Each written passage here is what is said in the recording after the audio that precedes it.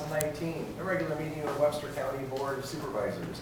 We'll call this meeting to order. Please join me with the Pledge of Allegiance. I pledge allegiance to the flag of the United States of America and to the republic for which it stands, one nation, under God, indivisible, with liberty and justice for all.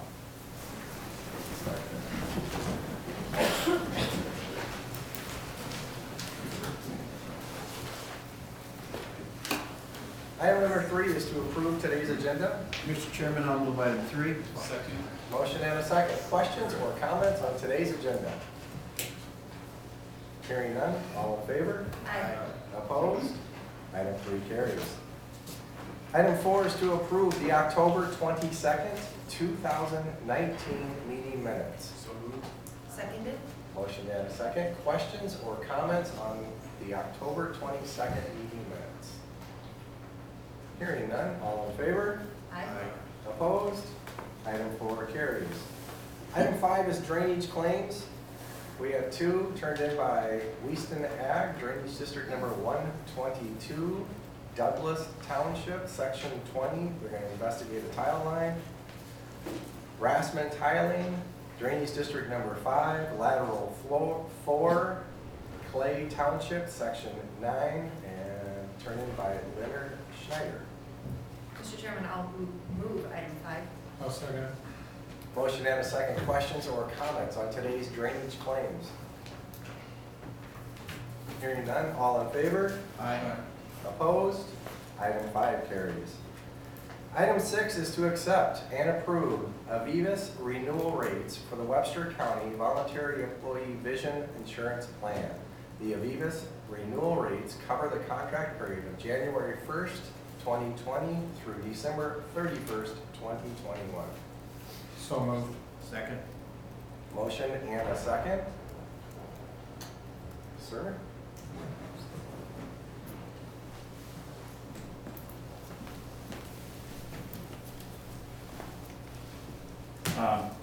Ted Bone HR. I just want to present to the board that the renewals for the Aviva's Vision, it's a 2-year contract, although we can opt out at any time with proper notice. During the next year, I'll be evaluating again the Aviva's plan, whether to opt out, go to a different vendor regarding our provider network. So we were able to get the premiums status quo with no increase for right now by using Kingston as a interim broker. They were able to get us status quo instead of an increase. So I'm asking the board to approve this, keeping with the visas, although I'll be evaluating over the next year. And then in addition, item 7, if I may, asking for the board to approve changing our agent of record from Select Network to Kingston Life and Health. Kingston Life and Health has been endorsed by ISAC as the broker of choice for all the counties, and I'm just jumping on board with them as our broker and helping us with our benefits. So. Thank you. Any questions or comments? Hearing none, all in favor? Aye. Opposed? Item 6 carries. Item 7 is to accept and approve the transfer of agent of record for the Aviva's Vision Insurance Plan from Select Networks to Kingston Life and Health, effective October 30th, 2019. Mr. Chairman, I'll move item 7. Second. Motion and a second on item number 7. Questions or comments? Hearing none, all in favor? Aye. Opposed? Item 7 carries. Item 8 is to receive and place on file a merit increase for Jenna Carlson from 1851.82 to 1907.37 per pay period, effective payroll check date of November 8th, 2019, pay period beginning October 21st, 2019, per the recommendation of Jessica Weirmont, Child Support Recovery Unit Regional Administrator. I motion to move item 8. I'll second. Motion and a second. Questions or comments? Hearing none, all in favor? Aye. Opposed? carries. Item number 9 is to approve the transfer of $48,350 from the lost fund, which is 0052, to the debt service fund of 2000 for payment of interest due November 27, 2019 per debt service schedule on the general obligation urban renewal capital loan notes, series 2016A, effective July 29, 2016. Mr. Chairman, I'll move item 9. Second. We have a motion and a second. Questions or comments? This would be the refunding loan for the LAC that we've gone back to a shorter interest rate and then extended the timeout. Thank you. All in favor? Aye. Opposed? Item 9 carries. Item number 10 is to approve an application for suspension of taxes per Iowa Code 427.9 for Elmer Woodman at 1233 South 20th Street, Fort Dodge, Iowa. I'll move item 10. I'll second. We have a motion and a second. Any questions or comments on item number 10? This is a roll call. Inkle, aye. Carlson, aye. Campbell, aye. Conrad, aye. Vote aye. Item 10 passes. Item number 11 is a public hearing on the final consideration to amend ordinance number 054, an ordinance amending ordinance number 048, providing that the general property taxes levied and collected each year on all property located within the amended Webster County Regional Urban Renewal Area in Webster County, State of Iowa, by and for the benefit of the State of Iowa, Webster County, Prairie Valley Community School District, Southeast Webster Grand Community School District, Fort Dodge Community School District, and other taxing districts be paid to a specific fund for payment of principal and interest on loans, monies advanced to, and the indebtedness, including bonds issued or to be issued, incurred by the county in connection with the amended Webster County Regional Urban Renewal Area. We'll open this at 10:07. Any written questions or comments? No, thank you. Questions or comments from the floor? From the table? We will close the public hearing at 10:08. Item number 12 is a motion to approve ordinance number 054, an ordinance amending ordinance number 048, providing that general property taxes levied and collected each year on all property located within the amended Webster County Regional Urban Renewal Area in Webster County, State of Iowa, by and for the benefit of the State of Iowa, Webster County, Prairie Valley Community School District, Southeast Webster Grand Community School District, Fort Dodge Community School District, and other taxing districts be paid to a special fund for payment of principal and interest on loans, monies advanced to, and indebtedness, including bonds issued or to be issued, incurred by the county in connection with the amended Webster County Regional Urban Renewal Area.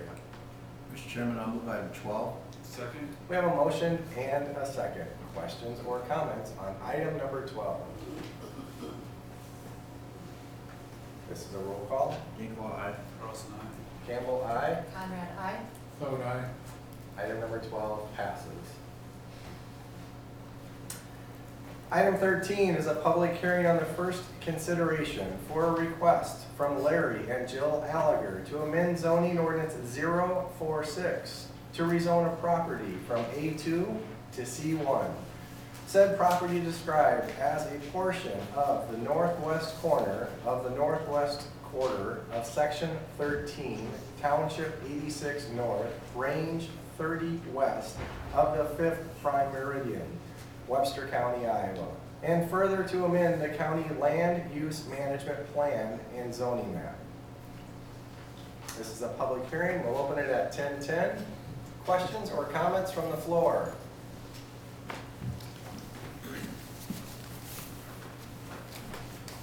Ryan Kim on behalf of Larry and Jill Gallagher.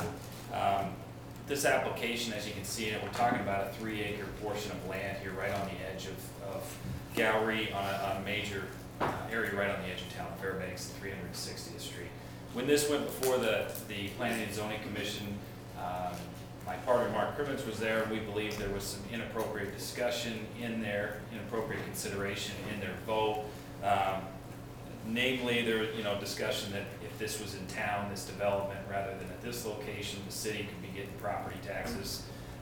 There was discussion, what if the Dollar General was broke? We're talking about a building that's just gonna be abandoned on the edge of town. There was also a commission member who recused herself from the vote for a conflict of interest, but then that was only after discussing how, she was against this proposed application, and then recused herself from the vote after that discussion. I'll note that only 3 of the commission members actually voted against this application. There was 1 that was also in favor of it. And as you supervisors may know, and Supervisor Campbell mentioned at that meeting, this location, this proposed use would fit into the future land use plan being looked into by the county.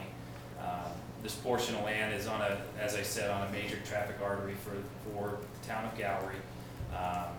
It's right on the edge of town.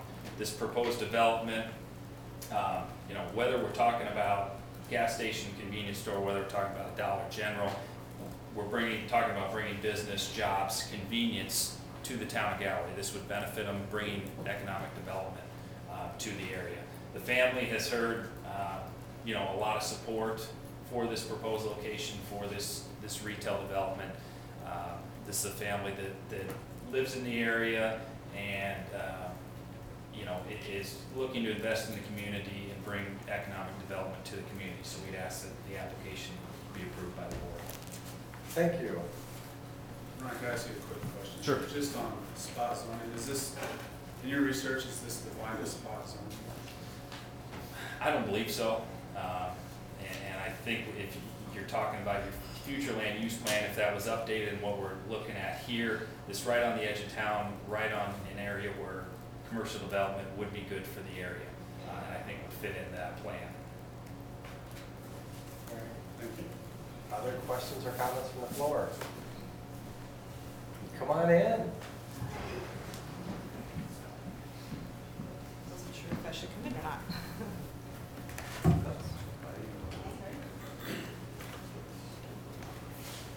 Good morning, board.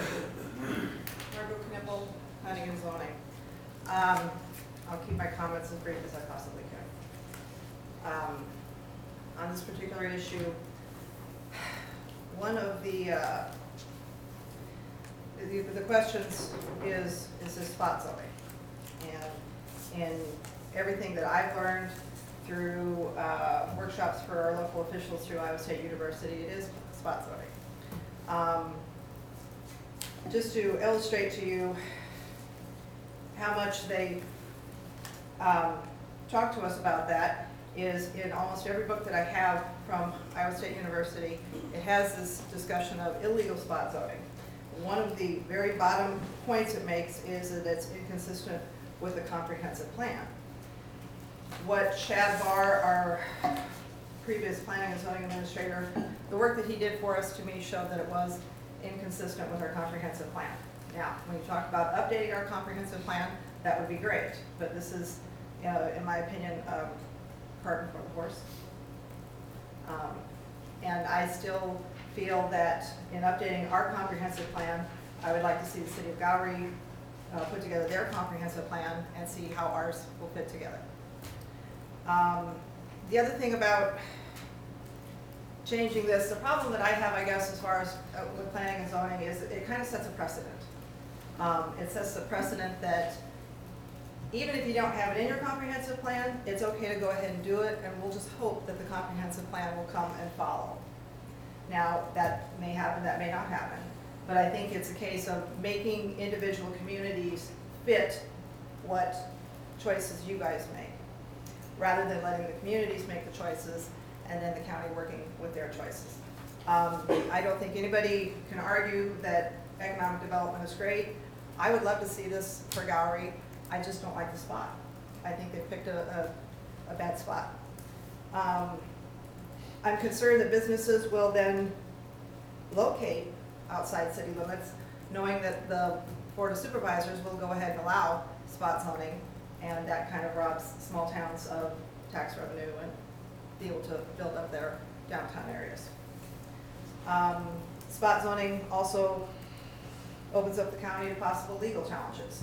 And I'm not talking just for this board, I'm talking 10 years from now, 20 years from now, other boards. If a company comes into another community and says, well, you did it for Gowrie, why won't you do it for us? And that's one of the concerns that I have.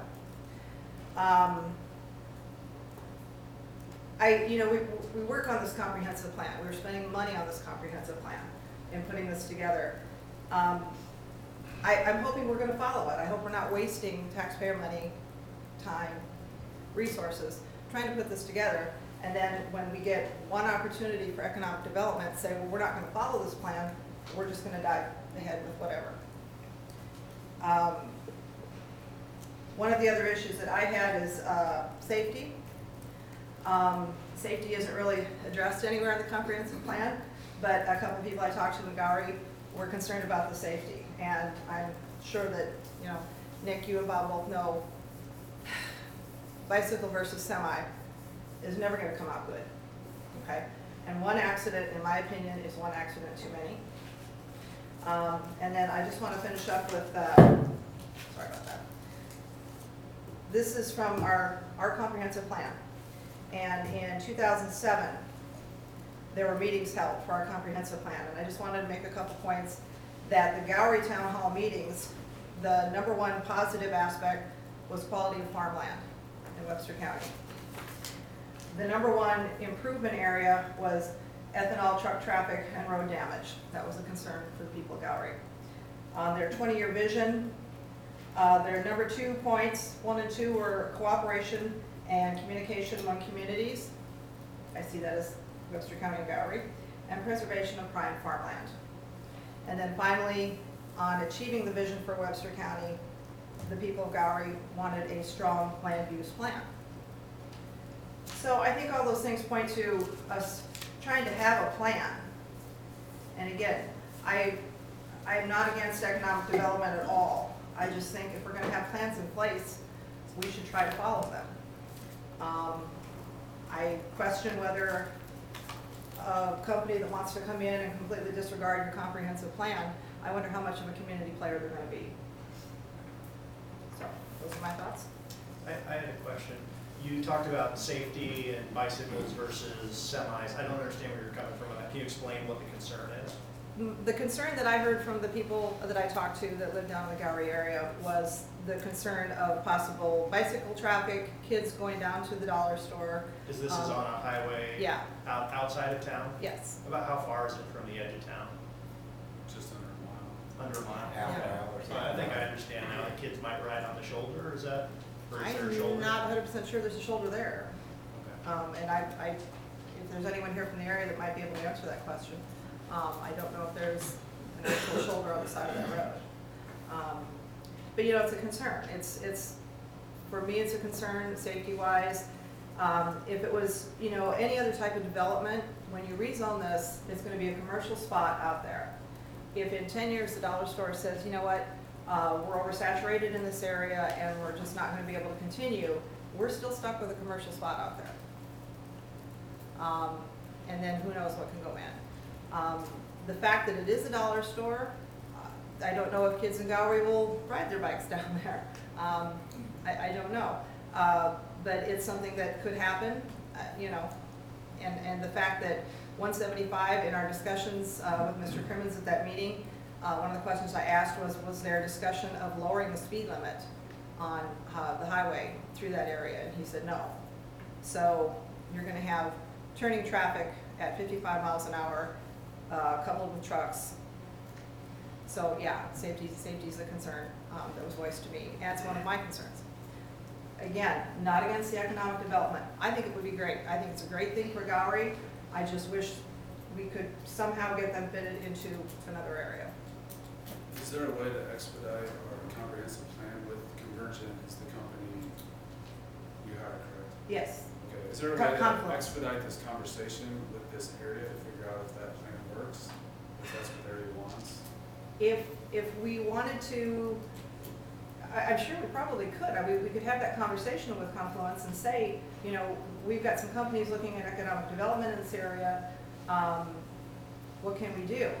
But I guess my concern is, I don't want to, as a county, say to the area down there, well, this is where you're gonna have commercial, if it doesn't fit with what the city of Gowrie wants to do. That's what I mean, it has to be a conversation. Yeah. My biggest thing is to negate the spot zoning issue. If you have a Exactly. conversation and have this on paper in a timely fashion, you don't want to push Dollar General too much further, obviously. And is Dollar General the only fish in the sea? No, we're not. I'm You just- know, you know, I've had that conversation with the mayor of Gowrie. We talked about, okay, how can we make this not look like spot zoning? And I said, well, I guess the county could look at a whole strip of 175 and do a commercial zone all along 175. But what that does is that encourages your growth to go outside the city limits. And I personally don't think that's the way to go. I don't think that helps the city of Gowrie, Unless they want to move that. unless the city of Gowrie wants to. And that's where that why, conversation yeah, comes in. that's why that conversation is so important to me, to know what is the city's plan. You know, the city may have plans for their sewer, their water, what have you, to go in a different direction. And I think it's irresponsible for us to say, no, we expect your growth to go here. And then ask them to foot the bill to make it work. I don't think Dollar General's hooking up the city water or city utilities. They're doing that on their own, so they're not asking anything from the city. But if you were to expand and have a whole commercial area out there, is what I'm looking at, and that's where, you know, if that's what the city of Gowrie wants, I think that would be fabulous. But I think we need to have that conversation with them first, before we go spot zoning, and then expect to expand that spot zone out. And like I said, from the board's perspective, all the information we get, yes, this is spot zoning. You know, I believe Mr. Crimmins and Mr. Greiner both commented that, well, spot zoning can be a way to, you know, make an area grow. And I think that, again, you're going against your comprehensive plan. And if you read up on some of the areas for legal spot zoning, that's one of the things I say, as long as it follows your comprehensive plan, you've got the case that you can argue. But if it doesn't follow your comp plan, and again, you know, I've heard that this has been in the works for a couple of years. It's just come before planning and zoning in the last 2 months. So, I think we've Yeah. tried, we've budgeted for 4 years to have the comp plan updated. It's roughly 10 years old. And that's the challenge, is we're being asked to make decisions with a plan that's 10 years old. On a plan that we can amend and update basically whenever we're working together to do that. absolutely. So, to base this saying that, you know, we're dictating to the city of Gowrie, they have to develop in that one spot because we approve this, I don't agree with that. I mean, just because somebody wants to build a building for economic development south of Gowrie does not tell Gowrie they have to develop there. It might influence Gowrie to develop there. It And might. if that's, you know, in my discussion with the mayor, her thoughts were, well, we're on the east side of Gowrie. And so when we sit down, and that's what I'm saying, is I would like to have that conversation before we do that, before we say, okay, where can we put this big strip of commercial development? You know, and I'm looking at it from the respect of Gowrie, and then I have to take what you do here and whatever you decide, and I have to make that apply to every other small community within Webster County. How does that affect every other community? Duncombe, somebody wants to come into Duncombe, they don't want to be within Duncombe city limits, they don't want to pay taxes, they want to go outside of Duncombe, it's going to look like spot zoning, we turn it down, they're going to come to you and they're going to expect you to overturn that time and again. So that's the precedent setting thing that concerns me. Again, I'm not against economic development at all. I think this would be great. I would love to see this for Gowrie. I just wish it was in a more compatible slot. Other questions or comments? All right. Mark, should I say something? Yes, please. I'm Larry Oliver, this is Joe. We were approached by Dollar General probably a year ago when they first started looking at Gowrie as a development for a store. And they've looked at Gowrie options, and all of them have kind of fallen through. And we are a quarter mile south of Gowrie. We're on the south side of 175, the intersection of P33 is where the property is. There are no residences within 3/8 of a mile. And the traffic, they like the traffic flow. And they like the location. About every Dollar General store is on the outside edge of the cities. And we're just looking for your support is to change it. It's already zoned transitional ag. And what transitional ag means is it's the buffer between the ag that can't ever be in the city. So if there are any questions, I put it up here. This is the city of Gowrie here. Mr. and Mrs. Allerger's land is there. They would like to build in this northwest corner of the northwest section. The closest residence would be right there. And then there's one to the south on the west side of P33. Oh, okay.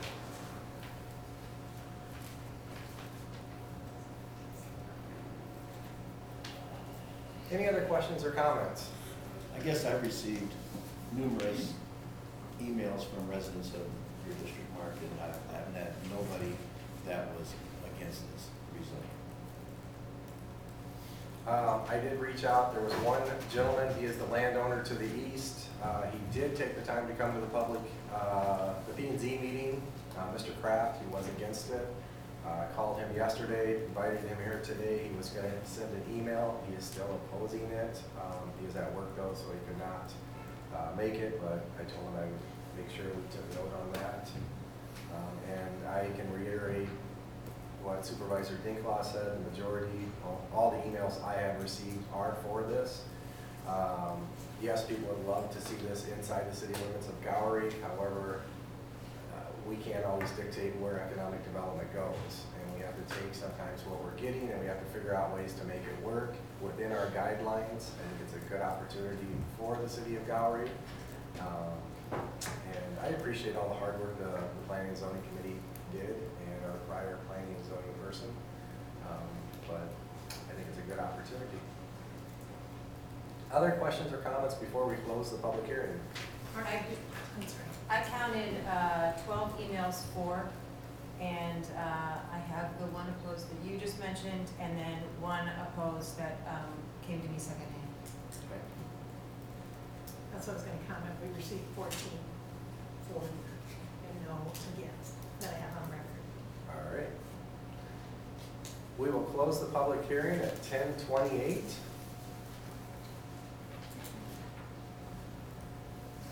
Item number 14 is a motion to suspend the second reading of the amended zoning ordinance 046 to rezone a property from A2 to C1, said property described as a portion of the northwest corner of the northwest quarter of Section 13, Township 86 North, Range 30 West of the 5th Prime Meridian, Webster County, Iowa.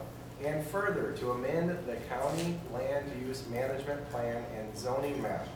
Final consideration to be held on November 5th, 2019.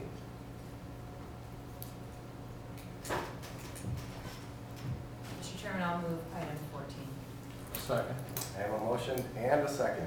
Questions or comments on item number 14? This is waiving the second reading of it, if it passes, and having a final reading on the 5th of November. Questions or comments from the floor? From the table? Roll call. Dinklaw, aye. Carlson, no. Camel, aye. Conrad, aye. Vote no. 14 passes. Item number 15 is to receive and place on file the manure management plan for JDG Enterprises LLC, 1675 375th Street, Gowrie, Iowa. Make the motion to move item 15. I'll second. We have a motion and a second. Questions or comments? Hearing none, all in favor? Aye. Opposed? Item 15 carries. Item 16 is to approve and authorize the chair to sign a permit application from Mid-American Energy to install an electrical line on Hawkeye Avenue in Section 8, Township 87 North, range 29 west of Clay Township. Mr. Chairman, I'll move item 16. Second. Motion and a second on item 16. Mr. Joel, any questions? No. Questions from the floor? Hearing none, all in favor? Aye. Opposed? Item 16 carries. Item 17 is to approve and authorize the chair to sign a permit application from Webster County Icebreakers for trail grooming for the 2019-2020 season. Mr. Chairman, I motion to move item 17. I second. Motion and a second. Questions or comments? Hearing none, all in favor? Aye. Opposed? Item 17 carries. Item 18 is to approve and authorize the chair to sign a permit application from Frontier Communications to install a fiber optic cable on Courtney Lane in section 14, Township 89 North, range 29 west of Douglas Township. Mr. Chairman, I'll move item 18. Second. Motion and a second. Questions or comments? Hearing none, all in favor? Aye. Opposed? Item 18 carries. Item 19 is to approve and authorize the chair to sign a permit application from Radar Enterprises to install a sub-drain crossing on Taylor Avenue in section 19 and 20, Township 89 North, range 27 west of Colfax Township. So moved. Second. Motion and a second. Questions or comments on item number 19? Hearing none, all in favor? Aye. Opposed? Item 19 carries. Item 20 is to approve and authorize the chair to sign final payment voucher for project number FMCO 94-117-55-94, a milling and HMA resurfacing on routes C56 and P56. Mr. Chairman, I'll move item 20. Second. Motion and a second. Mr. Joel. This is for the paving project, P56 and C56, which is completely done and paid for. This final voucher just releases the 3% retainage that we have. Thank you. Questions or comments? All in favor? Aye. Opposed? Item 20 carries. Item 21 is to approve the transfer of $33,900 from the secondary road fund of 0020 to the debt service fund 2000 for the payment of interest due November 27, 2019 per the debt service schedule on general obligation urban renewal capital loan notes series 2016B effective July 29, 2016. Mr. Chairman, I'll move item 21. I'll second it. We have a motion and a second. Questions or comments? All in favor? Aye. Opposed? 21 carries. Item number 22 is a discussion for County Social Services West Quadrant Mental Health Service Expansion.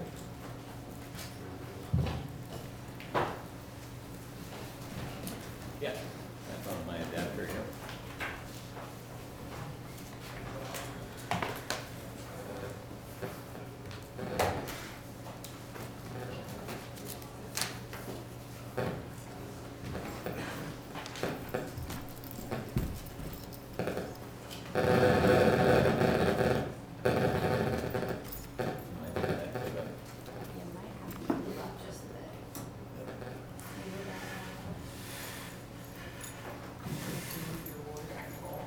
Gonna mess with my word.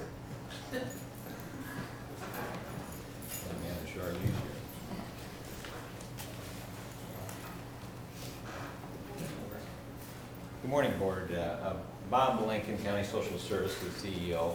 I appreciate the opportunity to be with you this morning and really appreciate you putting me on last. The reason I come before you this morning is to have a conversation about some exciting things that are happening with County Social Services. We had a very productive board meeting last week. We had 5 legislatures confirm that they were going to attend, and instead we had 13 there. And so we had a very good conversation. But the two things that came out of that meeting, number one, was that the CSS board was willing and excited about moving forward with investing in services in the West Quad.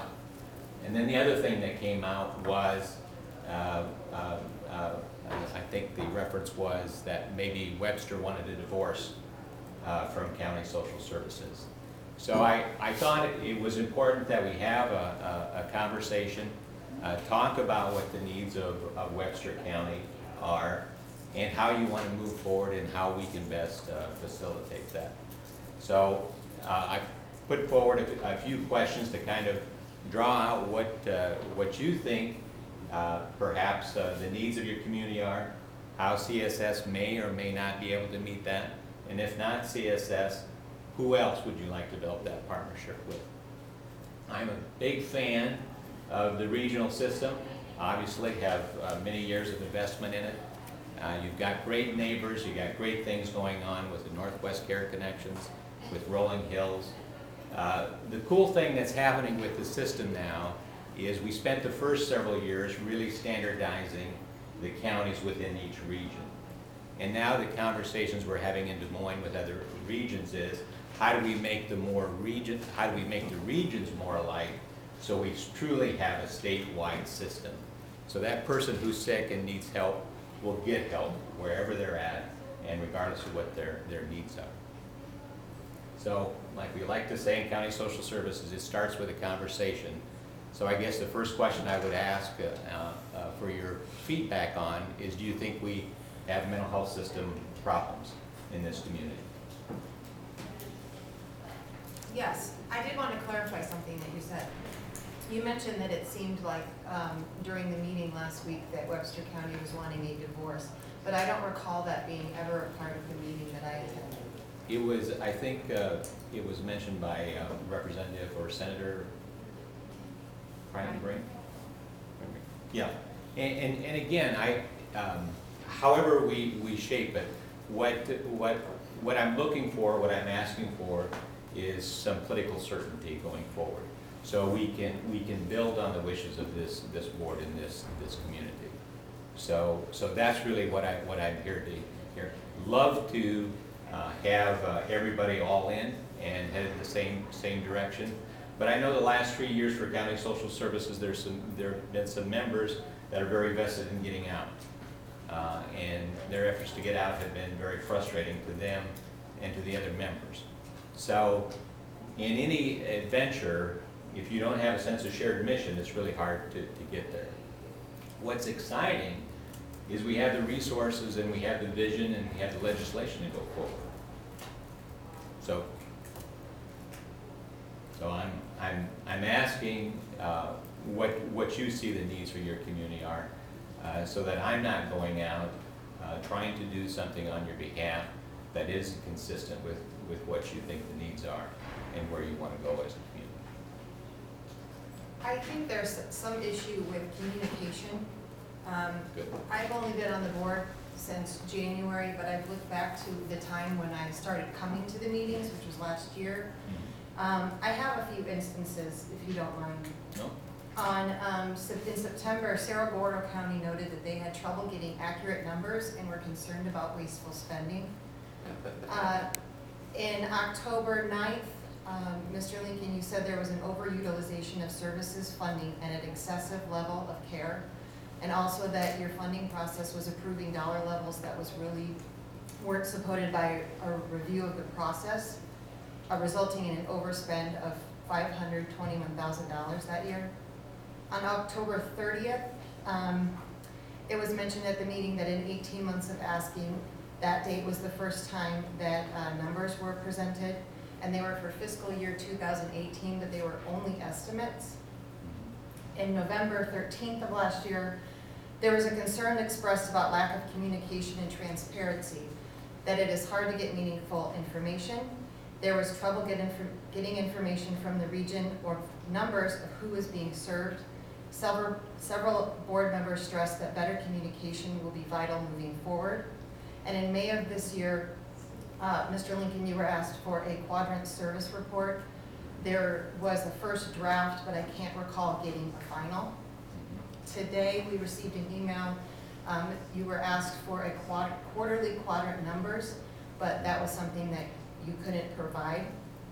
So my question is, in the past year, there's been overwhelming prevailing concern about lack of transparency, a failure of communication, and a denial of presenting accurate numbers. So what confidences can you give us today to promise that these issues will no longer be of concern? Sure. Well, thank you for your very, very thorough feedback. The financials that we present to you, the monthly summary, are actual numbers. And you see that on a monthly basis. So those are the numbers we present. Those are the dollars that we're spending. Last fiscal year, we spent $29 per capita. We were the second lowest region in terms of spending and utilization. I'm not sure I have the context of your other remarks about the 500,000. What the context was when I said that. That was in response to, it had been once stated that there was a $2 million deficit, and then that it was confirmed that it was overspent by $521,000 instead. Oh, yes, okay. I think what you're referring to there is that when we projected what our budget was going to be over, we ended up, the accrual was only over by 500,000. The cash was over by $2 million. Okay, and at that time, the quote that you had provided were that your funding process was approving dollar levels that really weren't supported by a review of that process. Right. So what has been done since then to make sure that that doesn't happen again? Yeah, so that really takes us back to that 3-year period, and that's really what we've come through. January 2017 is when we first proposed our restructuring, when we had lost case management. We were in the midst of managed care reorganization, and I proposed to the board a reorganization to respond to the environment. We were running a $3 million case management program that appeared like it was going to end. That set off some challenges for us as an organization. We weren't able to move that restructuring forward until July of 2017. And at that time, what we called that restructuring was the pivot. And in the pivot, we identified, yes, it's become quite famous now, we've identified all those shortfalls within the organization, and clearly financial management and utilization review were big on the list. What had happened to us as we came together as 22 counties, we kind of came together as a confederation. And so to kind of bring everybody together and kind of keep things status quo, we allowed members to kind of continue whatever they were doing. But it wasn't operating like a region. It was a very flat structure, and Supervisor Fletcher was quite critical of that. He could see that isn't what a real business looked like, that you had layers and you had stronger levels of accountability. But it was a challenge that the state put before us because they didn't recreate the regions. They said, you CPCs, you just kind of come together and you figure out how to share and how to collaborate. The pivot was truly a restructuring, and it was a real challenge for our staff. It was a real challenge for our board. But what it did was it put us in a position where we had dropped our expenditures year to date by nearly $8 million. And now we're very well positioned to make the investments into the future that are so sorely needed. I don't know if I'd love to go back to every specific point. If I'm not getting the specific points, I want to make sure I'm being responsive to you. I think the main complaint in the past since I've been around, has been lack of communication and transparency. And so I'm wondering, what assurances can you give us that will no longer be an issue? Yeah, it's hard for me to imagine not being transparent. I'm reviewed on a very regular basis by several entities. We report regularly to the Department of Human Services. We certainly report regularly to County Social Services. When we set up our region, we're very intentional because we knew how complex this collaboration was going to be, that we insisted that the state auditor be our auditor. And so we had our state auditor at our meeting 2 months ago. And they did a very thorough review and found our numbers to be in good form, if you will. I think what you're referring to in the criticism is absolutely correct. It is very difficult for us, it isn't difficult, but it's very unproductive for us to start generating numbers for member counties. And this is a very complex notion. The reason regions were created was because the state did not know how to get out of legal settlement. Legal settlement was an old English law foundation that because we were using property tax to pay for mental health services, what it said was, if you were born in Webster County and you needed mental health services, and you later moved across state to Council Bluffs or Iowa City, Webster County would still be responsible for you. And so when I started as a CPC back in 1996, I went to see clients in Sioux City, I saw clients in Iowa City. This was just for Little Floyd County. I went to Council Bluffs to see clients. So when we created regions, then that spread that risk so that dollars then didn't have to chase that client and we could go to residents. And what you heard at that last meeting is some of that reactionary sentiment that we can take care of our own people. Well, if you're a small rural community with no services, the way you take care of your folks is you send them to where there are services, and the minute they cross the county line, under these new rules, they're not a resident, so they're not your financial responsibility. So if we don't have a regional construct that shares that risk and that responsibility, we won't be able to build this system. If you want to argue the fundamental inappropriateness of using property tax, that's a fair criticism. I understand the regional construct, but I don't, you had mentioned it was unproductive to produce numbers for individual counties. Could you? Right. Okay. Right, because when I do that, we get into this conversation, and this is a conversation CEOs have, and I no other CEO is providing those numbers for their regions. We have provided it from time to time, and what it shows is the money goes where the providers are. This notion that you put $100 in as a county and $100 should be spent in your county is not a sustainable, it doesn't make sense. What it incentivizes is, then as an administrator, if you want me to spend more money in your county than you put into the region, then I would put more people and more services in your community. But we don't want to do that.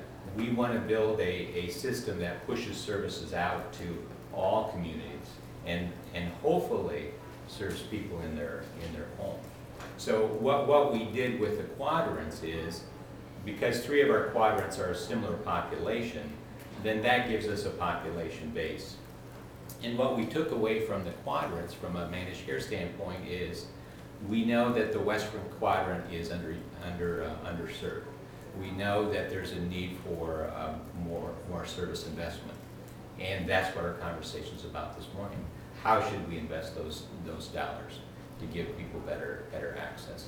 Because what was happening in the western quadrant, because you didn't have, now I'm getting in the weeds and I apologize, the most costly service for us, since we're not the Medicaid provider, are those residential services, long-term services for folks not covered by Medicaid. We currently don't have any of those providers in the west quadrant. So when somebody needs that service, they move out of the quadrant. They move someplace else within the region, or they move to another region. Can I jump in? I think part of the issue that we've been having, just, I've been aware of the situation. I'm not a board member, obviously. I'm the county attorney. Is that in one breath you're saying you can't imagine being not transparent, but then the very next you're saying it's unproductive to give numbers that are county specific. And for this board, county specific numbers are very important, because yes, we're part of the region, but we have a duty to our taxpayers. So to say it's unproductive because we don't want County A to see that they're paying in a lot and County B is getting a lot more benefit because we're all one big family, I understand the philosophy and I get where you're coming from, having grown an organization. Sure. But it certainly doesn't seem transparent to this board. So I think that's maybe just, that's the issue with the transparency, is we want county-specific numbers. And to you, it's counterproductive because it can cause infighting in your business. And I understand that. But just saying you can't imagine not being transparent, that's the whole issue. Sure. I mean, if those are numbers we can't have, or if no one else is giving them, I think that's where we're hung up, Sure. personally, on that one issue. At least that's what I see repeated over and over again. Yeah, you perfectly summarized it, and the issue has been brought before the full board, and the board has wrestled with it, and the board has says, no, we don't want to do that. Actually, your board voted to give out The quadrants, absolutely. And we haven't got those either. Absolutely, that is absolutely correct. The first quadrant report we got out, again, our database isn't set up to produce those numbers, so we do a data dump, and it takes an investment of time to get those numbers.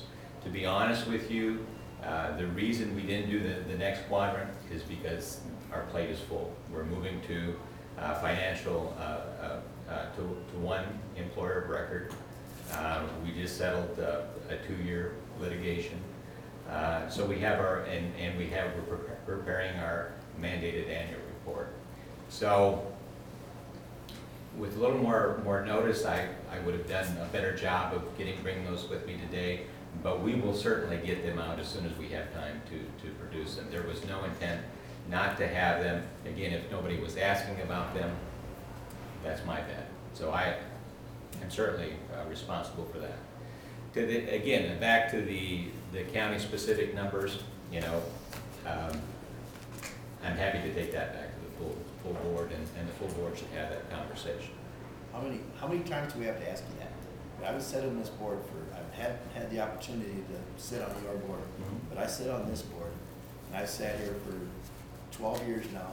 I've asked you for the last 4 or 5 years to be county-specific. If I'm gonna tax the taxpayers in Webster County and levy them, I need to have some numbers and some figures to show that that money's going in Webster County or out of Webster County, or maybe we're levying too much, not enough. For you to stand there and say that I'm not privy to those numbers, I can't have them, then I've been asking you, and I've got an excuse every year, and you're standing there right now and giving me another excuse. You're too busy, you don't have time. I get an email 5 o'clock last night saying, sorry, we can't give them to you again. You knew that we wanted those numbers. We've asked you for those numbers over and over and over again, and you stand up there and give us excuses of why we can't get them. Maybe I have to make some excuses of why I can't give you the money now. I can't levy for this stuff if I don't have any numbers or any facts. And for you to stand up there and say I can't have the facts or I can't get the numbers after being repeatedly asked to give them to us, we're not going to go anywhere. Bob, in your email you want to present, so I want to give you that opportunity. Oh, well. So, if you want to present on these things, then we'll continue our conversation then. All right? Yeah, so back to we've got a mental health problem, and it's transparency and it's accountability. So what am I hearing? This board is asking the CSS board to provide you with county-specific numbers, and your expectation is that is that what it is? And how do you? The interesting thing, again, this came up during our board meeting. And one of the supervisors that has a similar frustration, harkening back to the old days. Our money isn't coming back to the county. I remember when I served Butler County, we spent 10% of our mental health budget in Butler County because there wasn't anything in Butler County. Webster County is going to be the opposite because you are the part of the service hub. So there's no question that the money that you put in will be spent here. It's really about how we create a hub that supports the surrounding areas. So,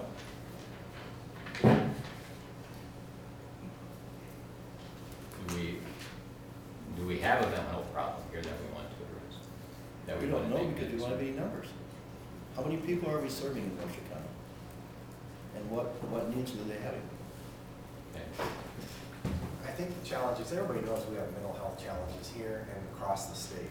Our sheriff shouldn't have to be front page saying our jail's half full, when we have a full-time person that's supposed to be doing jail diversion.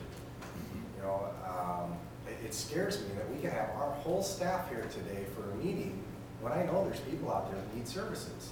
Right. I mean, I think a big part of our numbers is priorities also. Absolutely.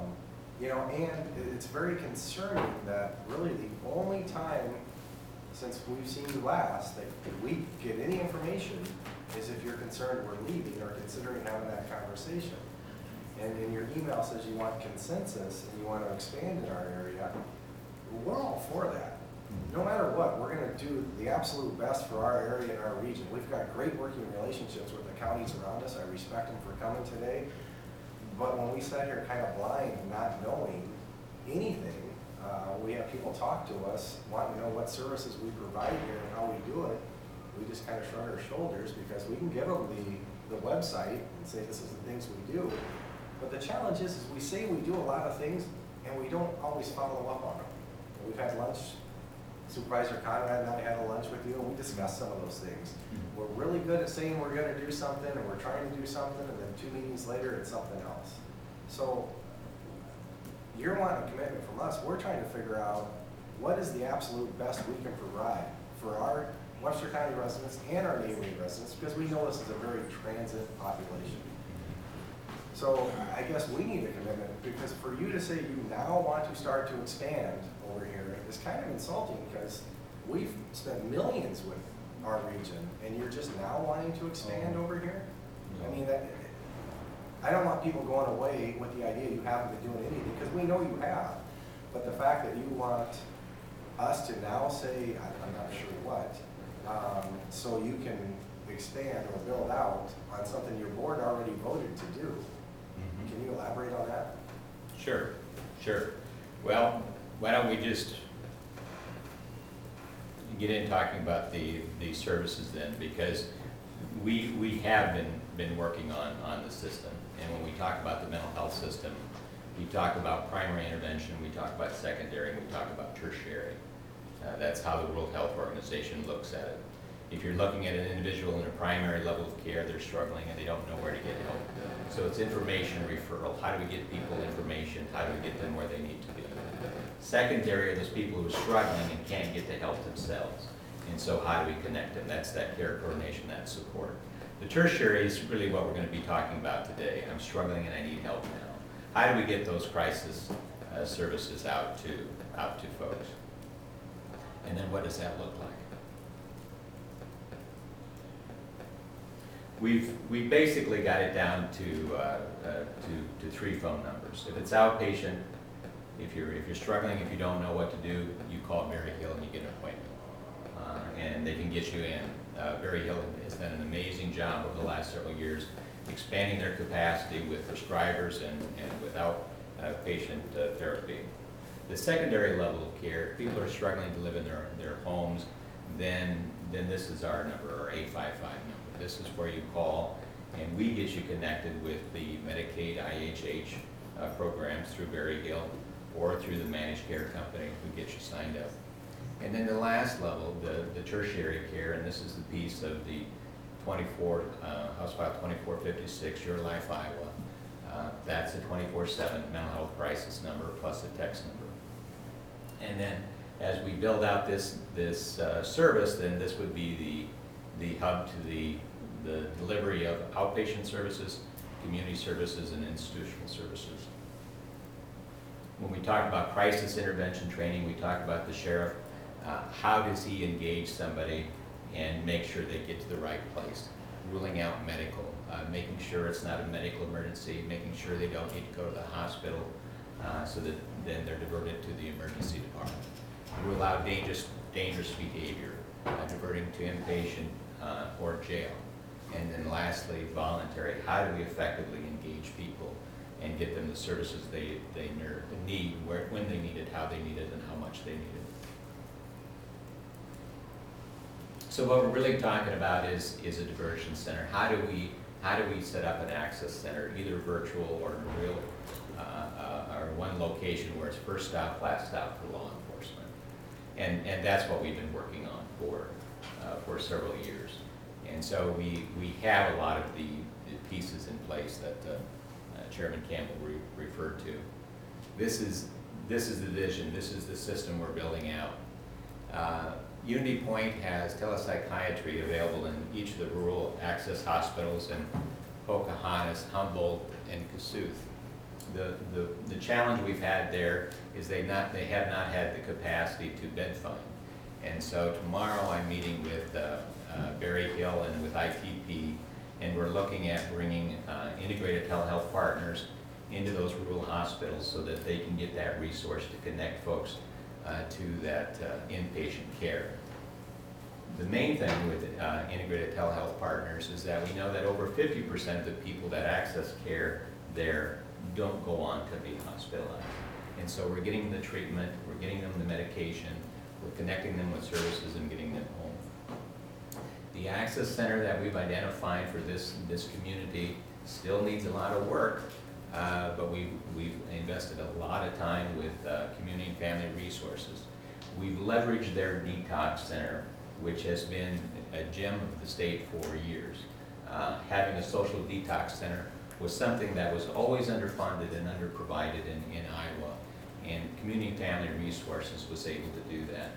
They're used to taking folks directly out of the hands of law enforcement, helping them detox and move right into substance abuse treatment. And for this population, if we don't deal with substance abuse, we can't parse out mental health. Substance abuse is mental illness.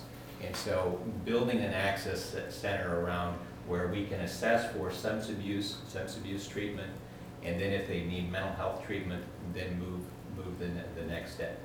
So if we're using this as the triage center, then what we want to do is to build up a process where we know law enforcement can pull up and within 15 minutes they're out. But in order for that to happen, law enforcement have to have enough knowledge about what's presenting to them so they can make those judgments. And that's what that crisis intervention team training is all about. We've offered, we brought the group from San Antonio up, and we've offered courses in Waterloo. But what we realize is that doesn't help Fort Dodge. Transportation is too difficult. So our plan now is within each quadrant is to invest in train the trainer. So we want to have a conversation with law enforcement. We want to make that investment where we're going to bring trainers up to train the trainers so we can provide crisis intervention team training here, or we'll send them to San Antonio and we'll give them the best training possible so that then they have the trainers in their community, and then they can go out and help with those neighboring counties, and so people can be brought in and trained, and we can keep that training going.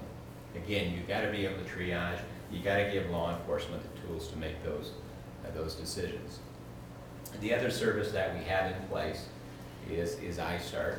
iStart is a national program through the Center of START out of the University of New Hampshire. This program has been in place over 3 years. It serves a very small, complex population, those folks with developmental disability, brain injury, intellectual disability, with co-occurring mental illness. We have an interdisciplinary team that does extensive assessments. We work very closely with these individuals that get stuck in jail, they get stuck in the hospital, they get stuck in the emergency department, families struggle to take care of them. This program was just expanded into Colorado, into California, and we really think it's the best intervention for that unique population. We're also launching this program in the East Central region. When we get that launched, we'll be covering 56 counties with this program. Tertiary hospital. Tertiary hospital is a service mandated by 2456. Tertiary hospital essentially is for someone who's dangerous. And my push with the system has always been, why aren't the mental health institutes our tertiary hospitals? And why aren't they giving us priority when somebody's deemed too dangerous to be in the community. But unfortunately, through the managed care implementation, they've been treated as a lateral level of care instead of another level of care. And we need to keep advocating for that capacity, because there's a very small number of folks, and all communities know who those folks are, that we need to have the doors to tertiary care open, because there are some chronic mental illness episodes that are not treated with crisis admission for 3 to 5 days, that they need 3 to 5 months to get well regulated on medication and to know that they're going to be safe and to make sure they're involved in the community. Intensive residential support homes, that's the other service that's mandated by 2456. That's a specialized, again, that's a specialized level of care for those folks coming out of tertiary hospital, or for those folks that are just repeatedly hospitalized and just not being successful living in the community. We're working on a pilot project in the West Union area that we hope will kind of teach us what that needs to look like. The biggest, and when I talk about the investment that this community needs, the biggest investment needed in this community really are those psychiatric beds. We need a place where somebody can be admitted and medications administered. And short of getting an inpatient unit open, subacute, I think, is our best bet. So we're going to need a substantial investment to make that happen.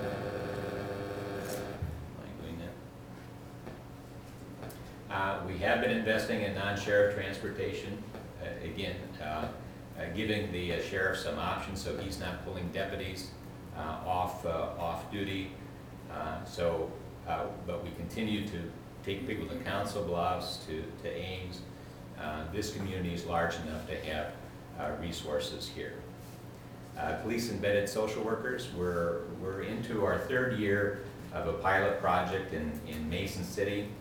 They were just awarded another $500,000 to continue that project, where our social worker is in with the police departments.